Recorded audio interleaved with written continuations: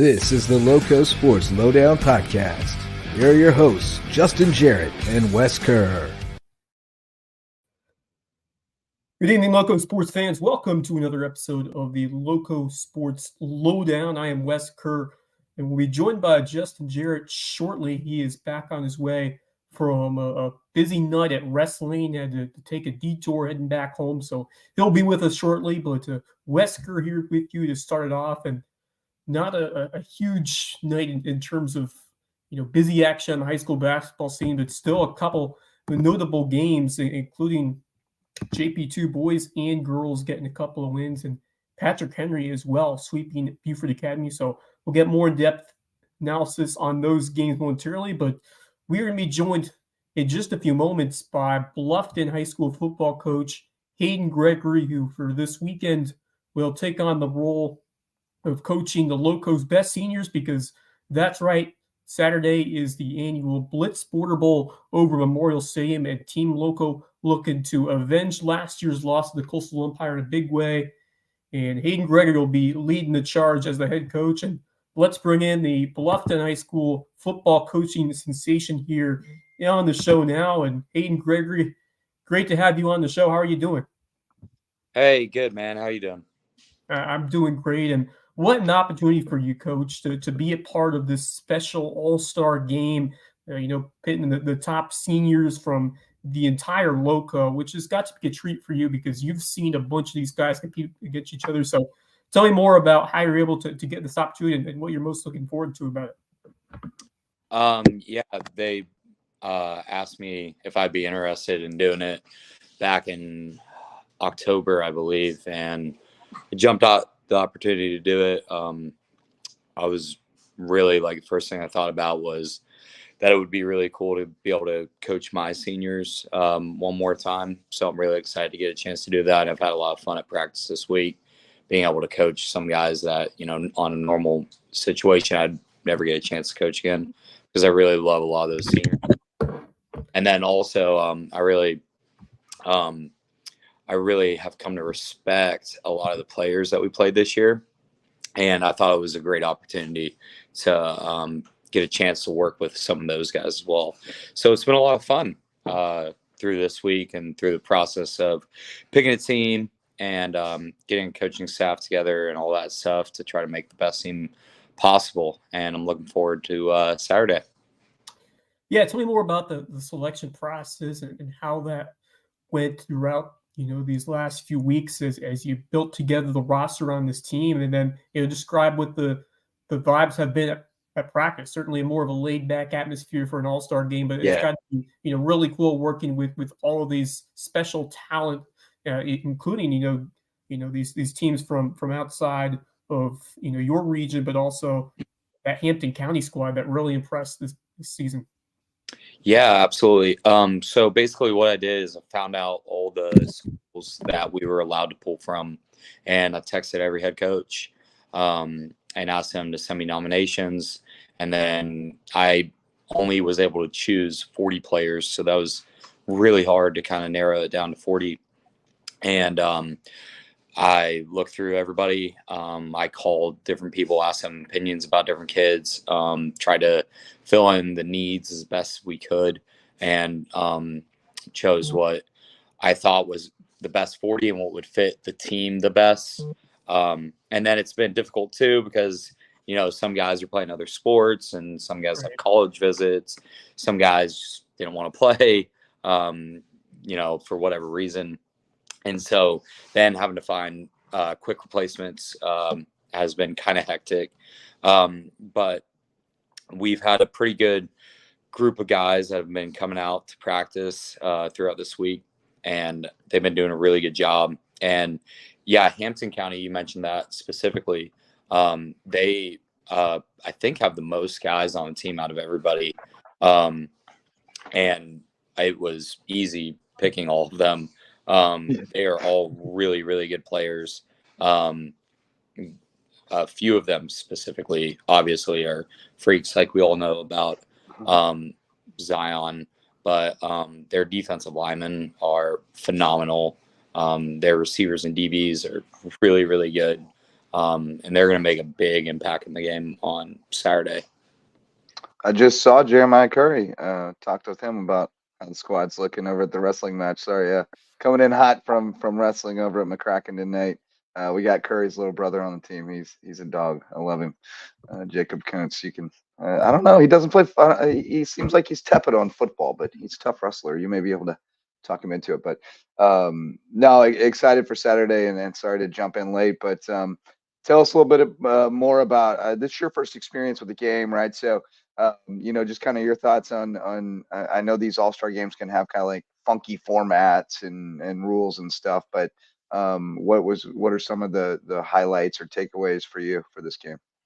To me, I mean, I think the way I kind of view it is like a preseason scrimmage, which is just like special teams are dead.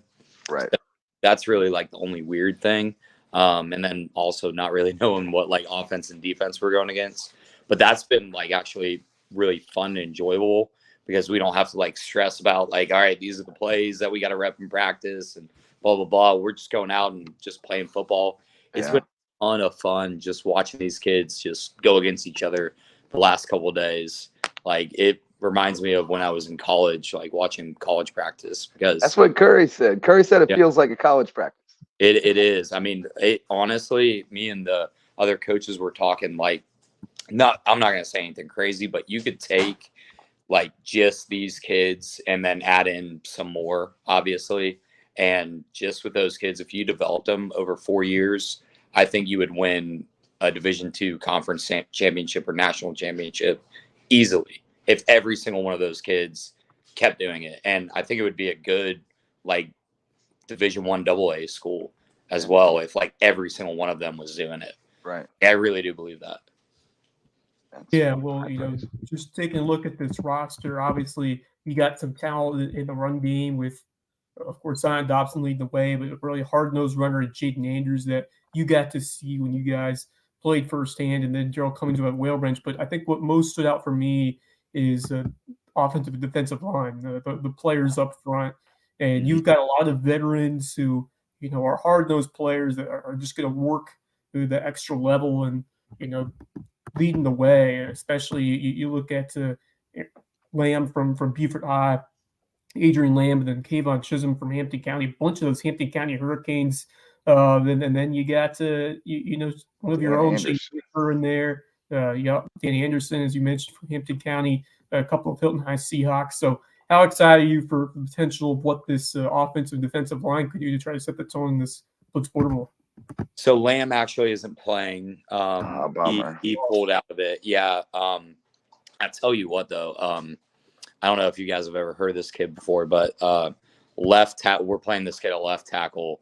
I think he played right tackle for Ridgeland Hardyville. Actually a really, really talented kid. Yeah. Like there's been a few kids. His brother was too. His brother went somewhere. He went somewhere and then he transferred to Valparaiso, but I'm not sure where he is now. Or maybe the other way around, Valpo, and then he went somewhere else. But he was also. They're both really smart kids too. Like he's big, really hulking dudes. Yeah. And I'm an offensive line guy, right? So like, I've been the offensive line coach all week, so I've loved working with those guys, getting to know them, and that's like that guy's really good. There's not a lot of kids that I would like straight up walk up to and be like, dude, I wish you would have been playing at Bluffton. Like, obviously, I wish all of them would have been, but like that was one very quickly. I was like, golly, like I would have loved to have you, because it's not just that he's big. Like a lot of guys are big, but they can't move very well and they can't block very well. They just look nice and everybody thinks they're good. And I was honestly a little worried that he might be like that, but he is actually a really, really good offensive lineman. If he ends up signing in college somewhere and stays in a program, he'll be really, really good. I agree. Yeah, and I also want to talk about the three quarterbacks that you'll have at your disposal. Obviously, bring in your very own and Owen Bays, but a couple of different skill sets, and the traditional pocket passer and Jackson Bybee. Of course, you've seen Freeland High, and Dylan Clark, Milton at Christian Academy. That's got to be cool working with them. Obviously, over in Seas, you've seen a good amount because they're right next door. But talk about this tandem and what would be cool to see mixing up both of them or all three of them on the field. Yeah, it sucks because not all quarterbacks normally are used to just playing a full game. So for them, it's going to be kind of weird during the game because only one can be on the field at once. We might have to. We're a little short at receiver. A lot of receivers weren't able to play in the game, so that sucks. So some of those guys might end up sliding in at receiver if a guy gets tired or something. But Dylan's a cool kid. Yeah. He's a really good runner. So looking forward to using him for that aspect, especially. He can throw very good too, but I've enjoyed working with him this week, and he understands what we've been doing on offense very well. Owen, obviously, I mean, we worked with him all year, and we know what he has to offer, and he does a great job. I mean, we're basically running a very similar version to our offense that just meshes with everybody else's stuff pretty well. So Owen's obviously the most experienced one with all that stuff. And then Jackson, I played against him or coached against him twice. And he's got a really, really strong arm. And he's doing a good job for us as well right now. Yeah, it should be a good time. I love your offense in this game. Because these games can be really a slog at times. Because it's so hard to install an offense in 4 days or whatever. Yeah.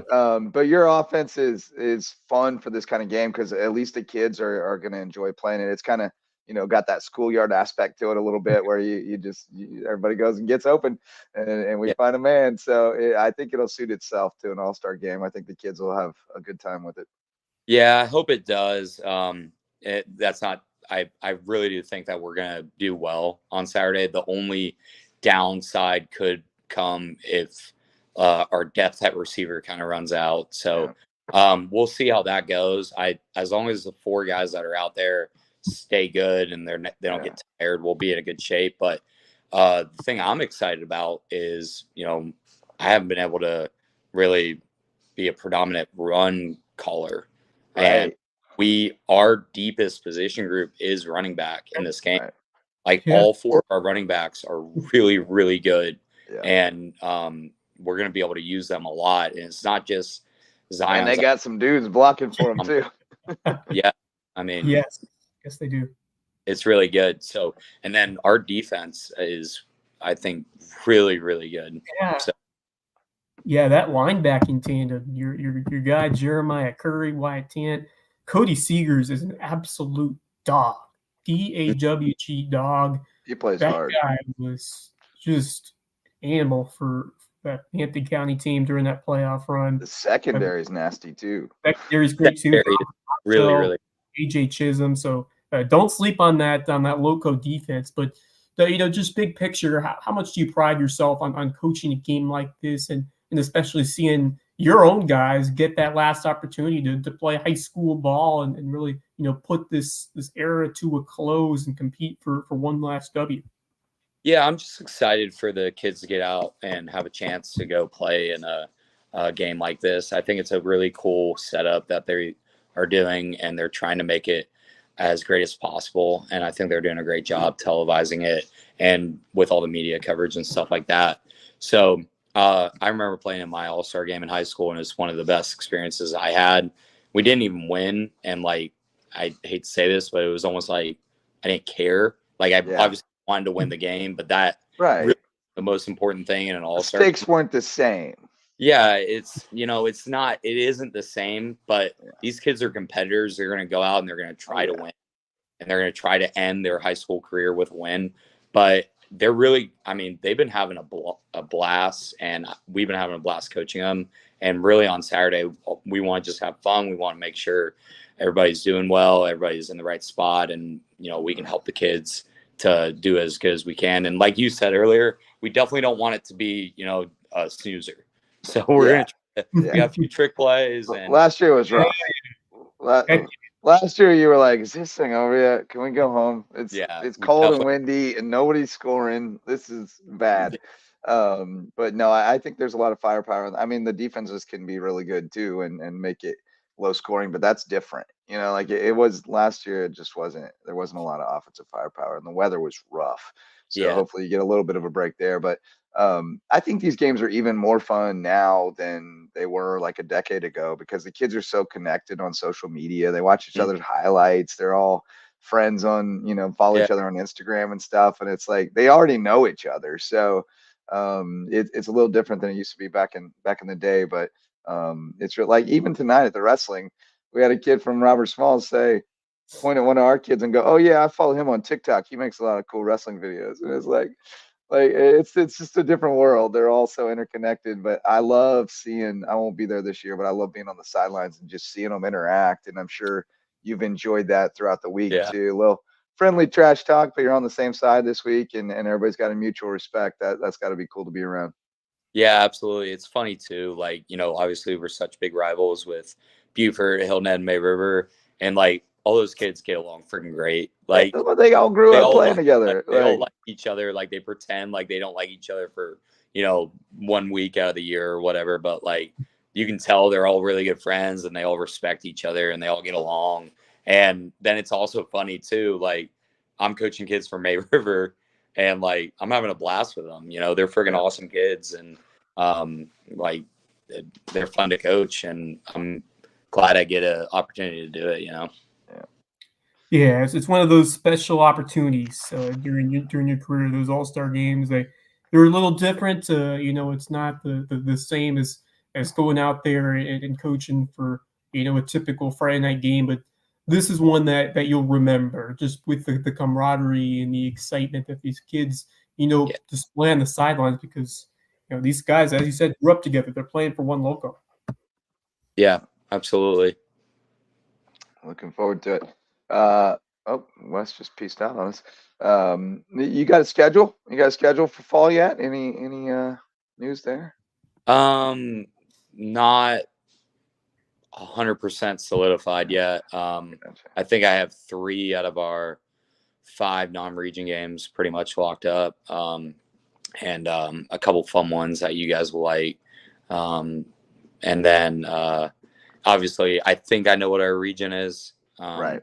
Yeah, I guess you can't really that's not solidify it until you know exactly what that is, but it should be what it should be, I think. Just a really solid year for you guys. Obviously, not the way you wanted to end it that final Friday night, but to beat May River, to get that win over Hilton Head, and just the way the emotion that you showed on the sideline, on the field, and hyping them up after getting those wins. Just what did the progress of this year mean to you and this Bluffton program? Yeah, it obviously shows that we're taking steps forward to where we want to get to. We had a really good senior class this year, so that helped. And it's hard for me, right? Because every coach's goal is to like win a state championship, right, and go as far as you possibly can. And I still haven't gotten over the loss in the playoffs. So it just eats at me like a little bit every day, but it's also good because it's a good thing to motivate us going forward. But I mean, a big goal that we did have before the year was to get a home playoff game and to, beat May River and to beat Hilton Head and, be competitive in every game that we had. And we did that, so it was really good. And it was also, looking back on it too, I've kind of viewed it with the All-Star game stuff is it wasn't easy getting a lot of, different guys in that hadn't played for us before. And getting them right out and expecting them to go out and, perform exactly how we wanted them to. Right. We had a lot of new pieces this year on our team. And toward the end of the year, it all started to mesh very well. But I'm really looking forward to next year. Now, 3 years with these kids in the system, they really understand it very well. They understand my expectations very well. We all have really good relationships with each other. And I think they're going to be a lot more experience in these big games. And hopefully, we didn't really have a lot of close games go our way this year. And I'm hoping that turns going into next year. And, if we win 2 of our close games, we were an 8-2 team, right? Yeah. And that's just half. I mean, every game that we lost was really close. So hopefully, we just worked that much harder do everything that much better to where we win those games next year and where make deeper run the playoffs, compete for a region championship, all that jazz. Yeah.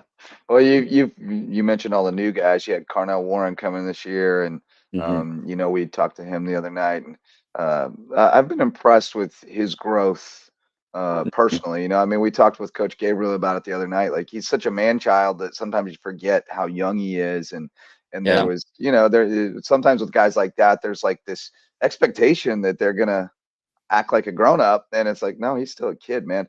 And you see that in the body language and things at times, but I see him growing out of that and starting to be a better teammate and a better better citizen, I guess, so to speak, as far as the attitude. Am I on the right track there? Yeah, I mean, I think for a kid like Carnell, it's really hard because he's so talented. Right. A lot of people take that for granted because they've never had that talent before. All of us included in that. Right. 100%. So it's hard because, Carnell, growing up his whole life, has probably been the best player on every field he's ever walked on, and just dominated every level of competition he's had, So I've coached a lot of kids like that. I was never like that before. But it's always really hard for those guys in their first year of full-time varsity football and varsity sports to really start learning how I need to perform every day, day in and day out. And I'd say with Carnell, he's a great example of what I was talking about earlier. It was at game 5 this year, something flipped in him to where, he understood everything that we were talking about. He gave amazing effort in practice. And he started doing really, really well. I mean, in game 10 against Colleton, that was his coming out party on a real stage. He was getting 80 yards and 2 touchdowns, and that's good and all. But he's a 200-yard guy and 3 touchdowns. And that's what he did against Colleton. And it was easy. And I'm very excited to coach him for the next 2 years. He's like a Megatron. Yeah, I mean, he's blessed by God. I mean, he's got an NFL talented body. And if he does everything the right way and, hopefully knock on wood, nothing bad happens, he's going to play Power 5 football and give himself a chance. Yeah, he's going to give himself a chance. He absolutely does. A chance that 99% of people will never have. But he's also a great kid, So it'd be one thing if he's never been a bad kid either. I mean, it'd be one thing if he was 6'4" and freakish talent and he had horrible grades and practice and all that stuff, but can never miss his practice, never miss his workouts, never miss gets good grades, all that stuff. Yeah. I always enjoyed talking to him and never heard a bad word. He's been great. I love interacting with him when we've had him on the show and just talking with him. He's been putting up some big performances on the basketball court as well this winter. So just got a nice win over Hilton Christian Academy, unfortunately falling their first region game to Beckham. But I like what this Bobcat team could do out there in the court. But I want you to show some love for some of your seniors, most notably. I mean, we've talked about Jeremiah Curry a lot over these years, but Shane Whitaker, he plays with so much heart. And how many big plays has he made in important rivalry games over the years? And then Wyatt Tant, another one who's really caught my eye, has been a nice addition to that defense, is continually finding ways to improve and make big stops in those important games in the year. So certainly Curry has been the guy, but show some love to Shane and Wyatt for what they've done. Yeah, both those guys are what I call OKG guys. It's our kind of guys, and I really my type of guys are guys that play with a lot of heart. Right? They might not be the most talented guy in the world, the biggest, fastest, strongest, whatever. Both those kids have unbelievable heart and freaking work their butts off. So, the awesome thing is I got to choose this all-star game. So, yeah, I freaking chose them. And, yeah, I mean, there was no way I was going to have a team without those 2 guys on it. And, whatever they do on Saturday, it doesn't matter. But they both had a great senior year. I mean, they made a huge difference on our defense this year. Stepped up big time in a lot of games, especially against May River. Those 2 guys were freaking huge for us in that game. did an awesome job stopping May River's run attack. And Shane had like 2 or 3 sacks against Hilton Head. Wyatt had a bunch of tackles for loss too. They did an awesome job this year. All right, man. Well, we appreciate you taking some time with us, and we appreciate you stepping up and coaching Team Loco this year in the Blitz Border Bowl. Saturday, kickoff at noon over at Memorial Stadium in Savannah. You can catch it on WSAV. Hayden Gregory, any parting thoughts before we let you go for the night? Just go Loco, right? Yeah, baby. We appreciate right. you, man. Take care. Get some sleep. All right, bye. All right, Hayden Gregory, head coach of the Bluffton Bobcats and Team Loco on Saturday at Memorial Stadium. Good talking with him. Got a good squad out there. I think we got a great shot. It's one of the more obviously, complete teams. all-star team on the other side too. You got to remember that. But I mean, from top to bottom, especially up front, one of the best Loco teams that we have seen, and certainly, last year was tough to see the end result. And what a great group of guys that took the field for Team Loco in 2023. But this team, I think, has that extra edge, especially on the line. But don't sleep on, as I mentioned, that those last 2 levels, linebackers. With Curry leading the way, and that dog from Hampton County, and Cody Seegers, and Dom Camacho. We didn't mention today, but Dom Big Play Camacho. I kind of feeling he's going to make a big pick in this game. I have that. I have that. Somebody's gonna, because between Dom, KJ, Cam Mitchell from May River, like there's a bunch of guys back there who'll swipe one on you. Somebody's gonna make a pick.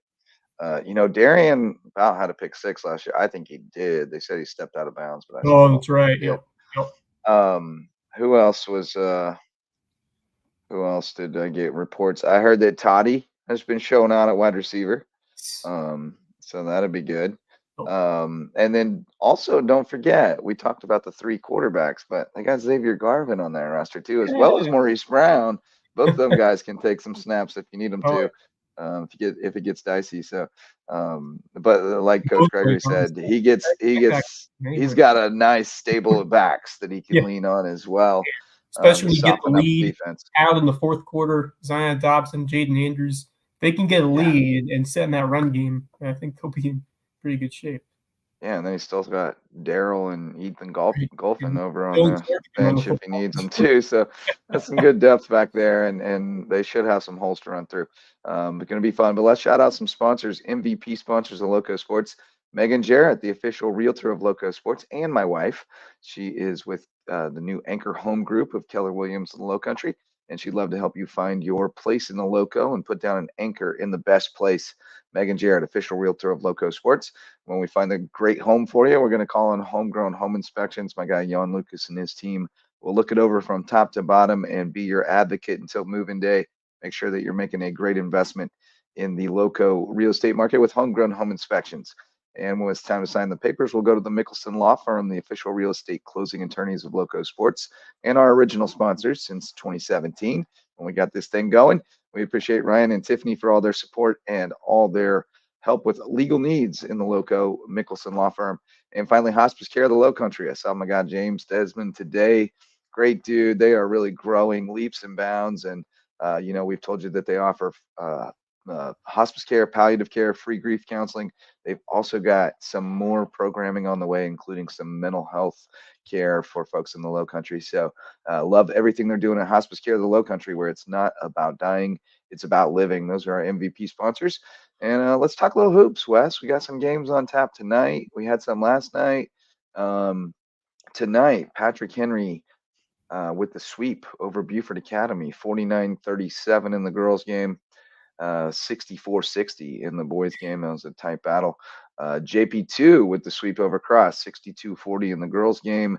I think Cross was a little shorthanded, but nonetheless, 22's pretty good margin. And boys, 74-26 in favor of JP2. And then we're looking for a Thomas Hayward boys score against Bethesda. That's the only one we're missing. But no, nice sweeps for PHA and JP2. And that especially boys team. Good Patrick Lord, Henry. that fight, yeah. They're starting to get excited over there. I'll tell you, Stricklander's already started talking about maybe making a run. Making a run. And Patrick Henry boys, they Yeah, don't accept losing very kindly. It doesn't seem. you They can't always bet find a against. way to fight back. Yeah, especially if you got those Ferry brothers on the court. Those two know how to get it done.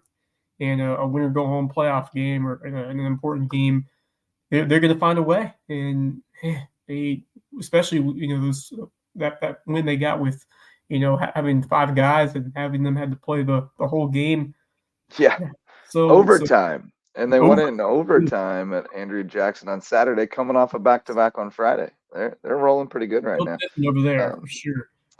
yeah, they're But getting it done. that JP2 girls team, 26-7 to start off, and then Brady Mahoney, just another monster performance, 24 points, 13 boards. But you can't forget about Gracie Henderson, who can light up on a moment's notice from beyond the arc, and the defense that they showed against a cross team that may have been a little shorthanded, but still a really talented group coming in for the record that they showed and what they've accomplished this year. But this JP2 team, they're showing some really good signs as we get into the meat of region play. And I think it's been a collection of several young ladies. Mahoney's been important, and then Lily Termini with a big night stuff in the stat sheet in really all categories. So Karen Floyd and that group is doing a terrific job to start the season, and I'm excited to see how they do against Prep and Christian Academy and some of our other local squads. Yeah, they're rolling pretty good, and Hilton Head Christian is not quite what they've been. Certainly, I think they're still capable of getting pretty close to that level. But they had a tough time putting away Hilton Head the other night. Yeah. And so I think they're gettable if JP2 plays their best game on the right night. I like that JP2 girls team, and JP2 boys have some talent too. They're better than they've been in a couple of years. They're gonna make it tough on people every night as well. They've got some young kids who are pretty rangy and can score, know what they're doing out there. And then Tilton CT1, is, not CT4. yeah, Tilton's just, he's got a motor like very few, and he's gonna give them a chance every night. Schedule's janky this week. We had USCB games last night. They got swept by Lander. We talked about that at length on the Hoops Report last night, in case you missed it. High school games last night. Bluffton girls won by 16 at Lucy Beckham. Boys lost by 14. Beaufort swept Battery Creek. We watched the highlights last night. 51-46 in the girls game in OT. 48-42 in a scrappy boys game. MBA swept Carleton Prep last night. Myra Freeman with 32. So she's got 36 and 32 her last two games. They beat Carleton Prep 54-51. Then came back and lost tonight at Patrick Henry, obviously. BA boys won by 20 last night and then dropped it at Patrick Henry tonight. So tomorrow night's kind of weird too. I think we're mostly on schedule, but I don't know if Carleton has school tomorrow or not. Hampton does not. So the Hampton, if they had games on the schedule, they're off, but they didn't. So no worries. Yeah, we could have some. But I think though this round of weather is not going to be as bad as the one the other day. I'm still going to strap down my trampoline this time, but I don't think it's going to be as bad as the other day. So I don't think we'll have as many cancellations. But hoops wise, we got some pretty good ones on tap tomorrow night. We'll talk about that at the end of the show when we get into what we're doing tomorrow and the rest of the week. But a little bit of wrestling news as well. And that's a good spot to name our varsity sponsors, by the way, because one of them is the Reverence Wrestling Club, the official wrestling club, I guess, of LowcoSports. That's not what I meant to say.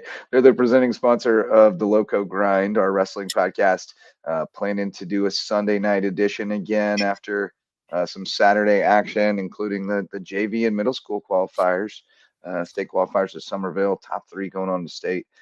Middle school action tonight, Bulldogs with the sweep.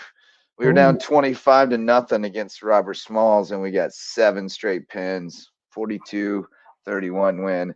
And then we handled Bluffton Middle pretty good, 47-23, I think. So good night for us, for the Bulldogs. Those duels. Go Dogs, says Gearhart. Yeah, that wrestling can get hype. you're never out of it. And man, We're almost out of it.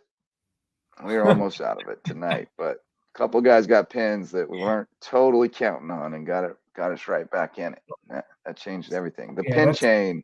fun. It's I got to give Coach Gerhard credit.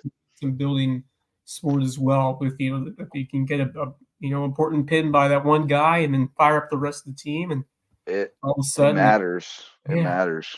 When the guy before you wins, it's a jolt. It definitely matters, especially if he pins the guy and the crowd gets hype, and then you get to go out there. But some other wrestling news, though, high school wrestling news. That's what I was going to tell you about.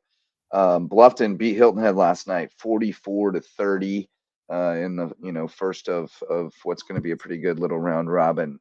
May River and James Island, I think, are pretty clear 1-2 in that region, but then Lucy Beckham, Bluffton, Hilton Head is kind of jumbled up.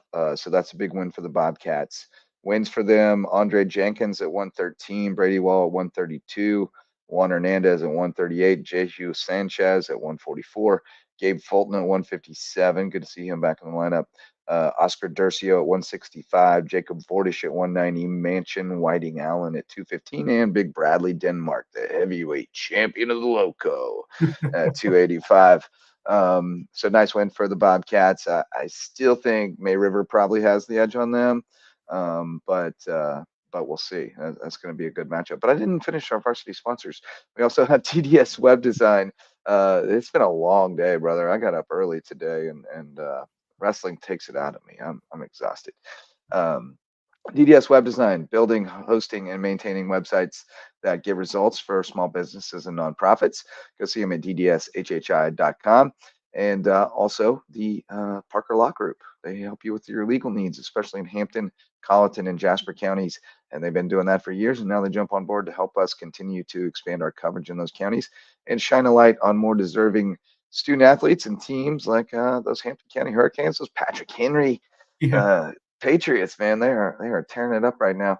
But what else you want to talk about, Wes? My mind is shot. I'm so tired. Yeah, well, let's look into these upcoming games on the basketball side. Obviously, you hope that we get them all in, but Hilton Head Prep, Hilton Head Christian Academy, just that one's getting in into that, and what we're going to see with the girls' game. I expect Hilton Head Christian Academy to pull away as that one goes on. I think it really all depends for Hilton Head Prep if Courtney Campbell's in here and the amount of the impacts that she makes in terms of distributing the basketball, being that floor general, and getting out to her open shooters. She's really what drives this team, and really it's the question of, like, will she stay on the floor, and can she stay healthy, and it will go as she goes. But man, what a world of difference she has made, and just some of these other players who have really found their groove on that team. But I do think Hilton Head Christian Academy, and a rivalry game like this, and it's that chip on your shoulder mentality in a way, because I think the expectation for Hilton Head Christian Academy, I don't think, and it's maybe just in terms of one person to another as you look at the rankings, and are they capable? Are they doing what they're capable of, and can they take that next step forward to be that Hilton Head Christian Academy team that we know they can be? And I think the answer is yes. I think they will. Yeah. And I think a lot of it is to do with sometimes the shots haven't been falling in terms of regularity. They're getting some good looks. They're not knocking it down, and it's just a sense. There's also something that we've mentioned but we haven't harped on. Paduzzi is one. What's that? Oh, you're talking about the girls. I thought you were talking about the guys. Yeah, well, I do think the girls are going to be fine, but with the guys, the one thing that we've mentioned but not enough probably is that Eli White hasn't played the last 2 games. Like they probably win both those games fairly comfortably if he plays, because I think he's their most important player. He's just such a matchup nightmare because he can extend the defense, but he's physical and he can get to the basket. He's also a really good defender. And so it really changes the dynamic when he's not on the floor. I mean, you could say Harry's the most important player too, because he's obviously very important. But I just think Eli changes the dynamic completely, because somebody has to really give all their attention to him, and it's got to be a big enough guy that can body him up a little bit, and it frees up, Isaiah and Caden Yeah, and to I think for get damage rebounding around the rim. of Isaiah, Yeah, that's one of those factors that he has the athleticism and the ability to grab some important boards. So I think his play will have a lot to do with it. And then, of course, Harry Skinner, I mean, the yeah. electricity, the way he's able to light up from the outside and just, command that presence and, do a good job distributing the ball at times. And, he's been fun to see star Oh, out there on the court. But, it's a lot more, than just him and in terms of how this team needs to perform in order to find that success. I think Elijah White. well, I think Eli makes him better too, because Eli's really good at spotting up in the corner, and Harry can drive and kick. So I think it gives him another option, and makes the defense kind of respect that, and gives him a chance to get to the basket instead of just collapsing, sagging into the paint. Right, So because no, if you have a if I you think the best is yet to come from Hilton Head Christian, and we might see it tomorrow night in Sea have, Pines. yeah, that's going to be a terrific game. Hilton Head It's gonna be Prep, really good. they've been exceeding my expectations for what they've done this year, especially with the way Connor Campbell stepping up the game and Bobby with making some outside shots, and that the offense that they run. I mean, the question was who's going to replace Kusano. I think Richie's done a great job of that as being that rim protector, that rebounder, finisher Mhm. inside. We saw him a little last year, and he's really become that centerpiece role. I don't think he is as versatile and electric as Kusano was, but he has really fit the bill for No, what we need in that spot, and he's done a terrific job. So if he has the way on the boards and on the glass, that could make a big impact. Then if those shots are continuing to fall, because Ben Fry has been another yeah, really unsung hero. The way he had some incredible rebounds. I mean, dating back to the Holiday Classic, and then against the Man Country Day, he picked up a couple big boards and contributed offensively as well. he That goes guy has hard. grown tremendously. I mean, Yeah. tremendously from what he was over at Buford Academy as part of that Ben train as a freshman. He has Mhm. become the real deal here now here at Hilton Head Prep, and a great supporting player for the rest of that team. Yeah, and he's the right kind of guy to. He and Connor both. I mean, they're just the kind of guards you want in that system. They're not selfish. They're not worried about numbers. They're worried about getting buckets and winning. And they both I mean, they all D up well. They just got the right pieces for that system right now, because they got veteran heady guards. They got Britchke is really nice for that system because he's smart. He understands the game. He runs the high post really well, and sets screens for pick and rolls, and then they got the spot up shooters, right? Because you got Barron and Moore can both go find an open spot and kick out to them, and they don't miss when they're open. So, I mean, we've seen when they play more athletic teams, they have a harder time. But I mean, if it's somebody they can match up with athletically, they're going to system you to death, Yeah, and you're going to be dead by the fourth quarter yeah. from just chasing them around all night. And it's so frustrating, especially if you're a team that likes to play up tempo and go. Right. They just lull you to Systematic sleep and style pick you offense, apart, and you're like, especially when how they are we have the lead. giving up so many easy buckets to these Yep. guys? Because it's so hard Yeah, defending I mean, we don't have a shot clock in high school basketball, and they can keep right. passing around, find the open cutter. It's Yep. hard to defend that. I mean, you But eventually it get it there. does require kids who are willing to accept that, you can't just jack up a shot. You've got to wait. And they've gotten the kids to buy in, and really show the patience required to make it work. So, Yeah, Barron's done a good um, job. I mean, taking over for Jerry Faulkner, that's a tall order, but yeah, yeah, I yeah. think he's I mean, are people lining up to go after Nick Saban to follow him? I don't think so. Like, you don't want to be the guy who goes after the guy. That's kind of dangerous. You want to be the guy after that. But right. Barron's done a really good job. I'm impressed that he had the wherewithal and patience to tell him last year, like, look, no, we're gonna keep doing this, and they eventually end up winning the state title, and now they're positioned to make I a run think at they're in a another great one. shape again. I think I mean, they're coaching matters, and the dude knows what he's doing. It they've does always had matter. good basketball minds over there at Hilton Head Prep. Yes. Number of years, both on the guys and the girls side, and that means a lot as well. But man, I mean, this is a matchup we could potentially see again in Sumter at the end of the year.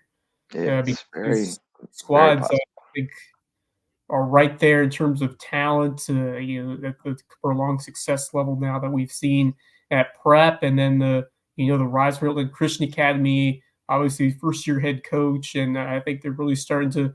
I think they showed a lot in those two games. Obviously, coming up short, not the finish you wanted to against Bluffton, but to get that gritty double overtime win over Hilton Head when you got punched back to the mat after you looked like you got the win on that dramatic 3-pointer, and then you have to reset, finish it in overtime. Caden Turner providing the heroics. And that's another guy we didn't talk about because With a really short bench, too. Really short bench.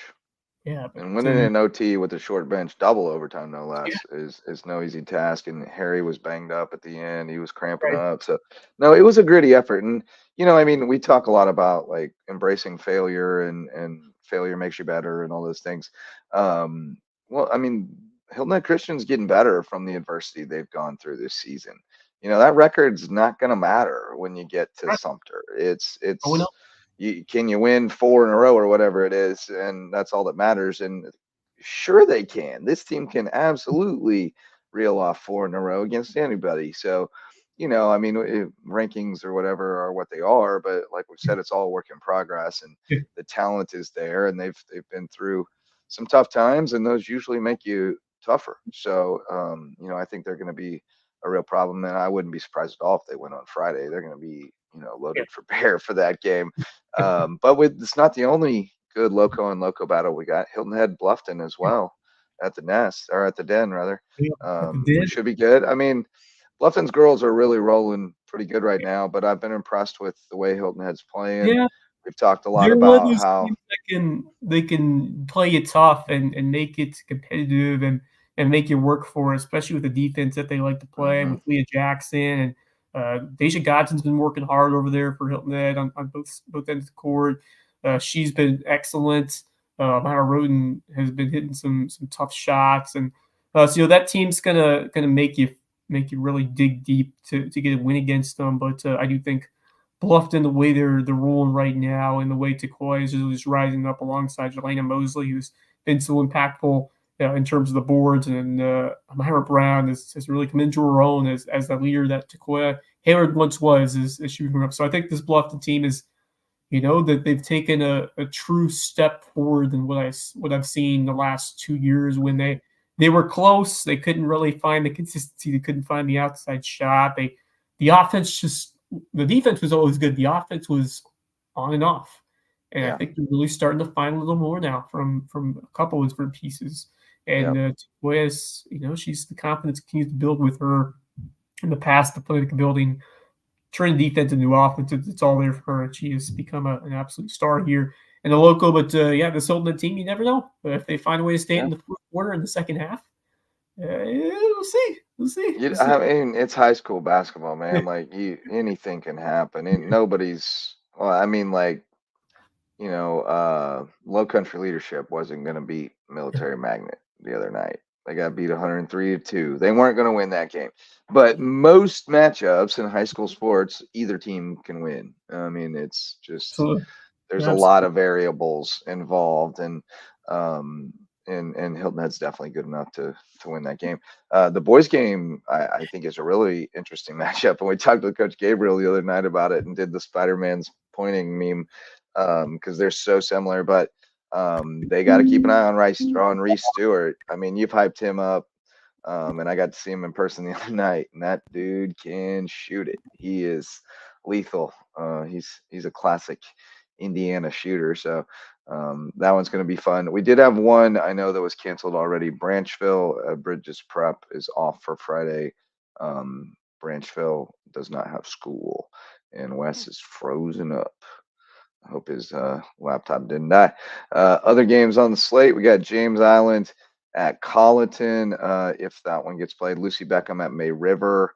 Hanahan at Battery Creek. That's a big one for the Dolphin boys, especially because they are 0-2, or they lost their region opener against Beaufort, so they need to get it back Oh, on that track. my computer. They're 0-2, yeah. Froze up for a second. I was just going through the schedule. Hannah Battery Creek, boys need that dub because they're 0-2 in region. Woodland at Ridgeland.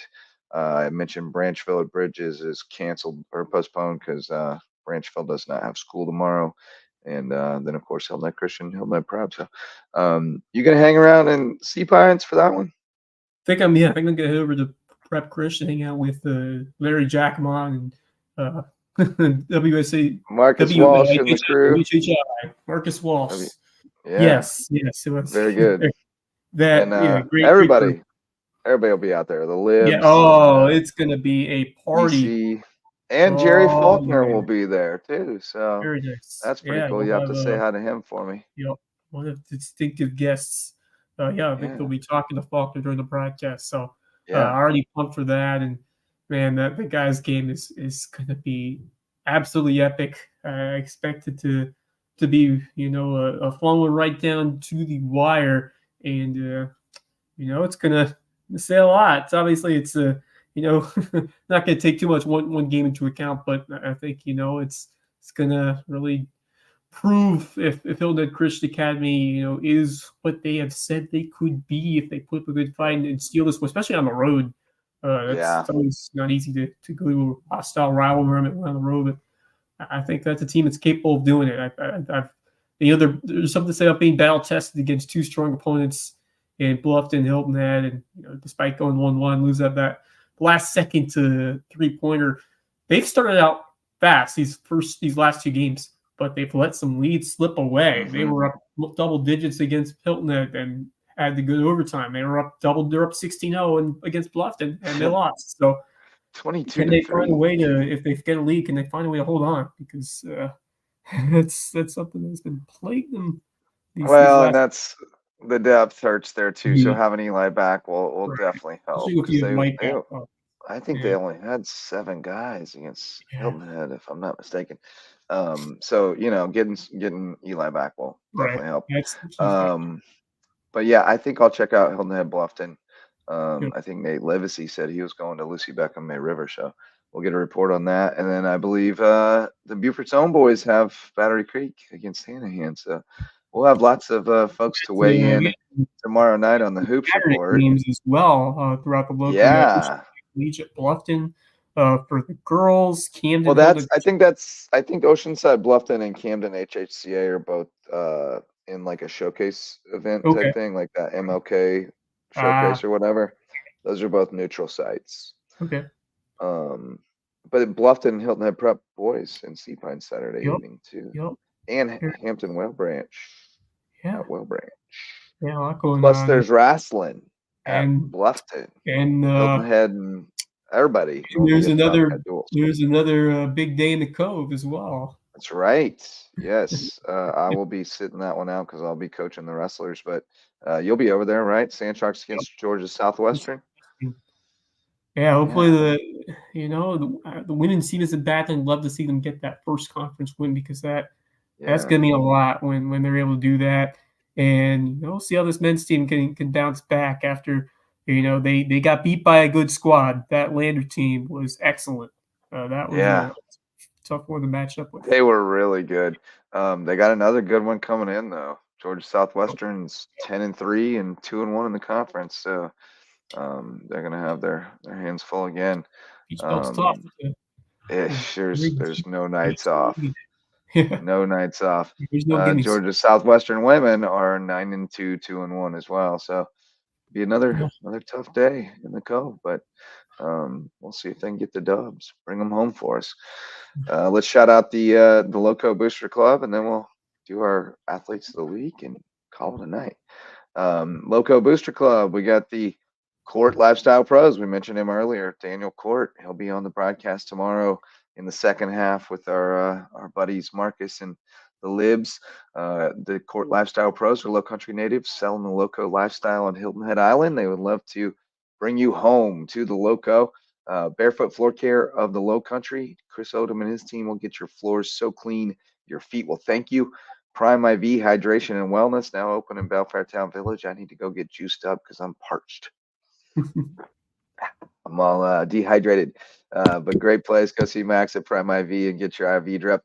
Rooted Living Wellness. My guy, Dr. Ambrose Cole, best chiropractor I know, one of the best dudes I know as well. Go see him. He'll get you feeling right, mind, body, and soul.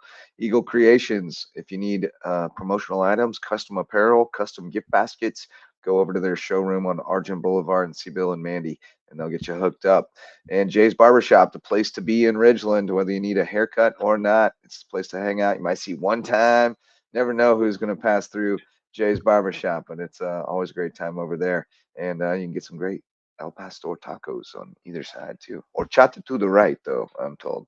Missed out on that last time. Jay's Barbershop. That's our Loco Booster Club. Last thing, Wes, we got to name our athletes of the week. Who you got? Well, I think there is a pretty easy choice for the girls' side, and that is from Buford Academy, Kamira Freeman. And she has been red hot, although they took one today against Yeah, Patrick. let me see how many I don't know how many she scored. They only Oh, scored yeah, I do. 37, but Yeah. before that, 32 points in a 54-51 win over Carleton Prep, but prior to tonight, she was averaging 34 points per game. So we've seen the potential for her these She last had few years. 18 tonight. She had 18 She tonight. has Not 18 bad. points.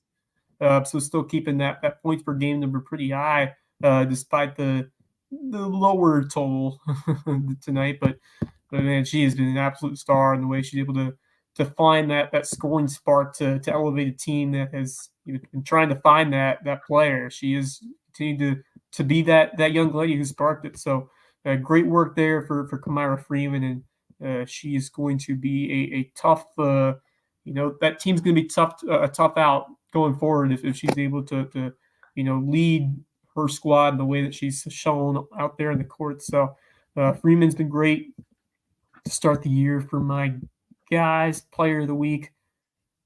Trying to look at some of these stats over here, but I'm going to go with, even though I haven't seen the numbers, those Ferry brothers, Forrest and Hugh, man, I mean, they have seemed to be. I got some numbers for you. Forrest he had 20 points and 8 rebounds tonight, and Hugh had 16 points and 8 assists. Yeah, Solid outing I'll against let him share BA. you. Yeah.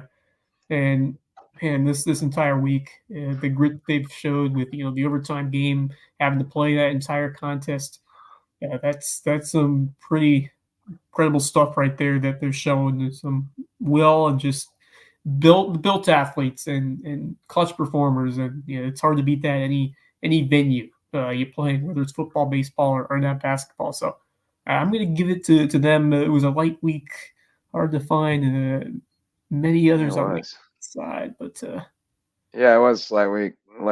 well, Forrest against in the 5-man Ironman game against Andrew Jackson. Hugh had 13.6 rebounds, 4 steals, 3 assists, and Forrest had 11.7 rebounds. So yeah, I solid. think you made pretty solid choices. Yeah. Solid, not bad. Now I have to go. I'm gonna go Brady Mahoney. First came back. You never know how it's going to look. First came back. Did the kids, stay locked in, get after it? She got after it tonight. 24 points, 13 boards, 3 assists, and a nice win over Cross. Pretty resounding. So nice return from the break for Brady Mahoney.